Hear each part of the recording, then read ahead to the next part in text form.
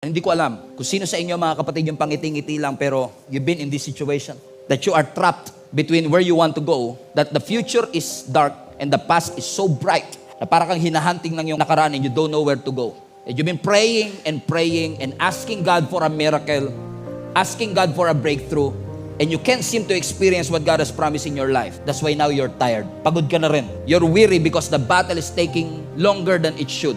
You're still sick, you're still poor, you're still single, you're still jobless. Pagod na pagod ka na kahit matulog ka, it doesn't fix it. And you used to believe that you can do it on your own. Dati naniniwala ka pang you will overcome. Dati naniniwala ka pa na kaya mo ba pagtagumpayan ng lahat. But right now, as you see it, there's nothing to look forward to. I'm hopeless and there's no light at the end of the tunnel. So what must I do? Escape? Run away? Quit? Or a better solution? Kung wala kang mapuntahan sa harap, wala kang mapuntahan sa likod, pwedeng-pwede ka pa rin tumingala. Because help is on the way.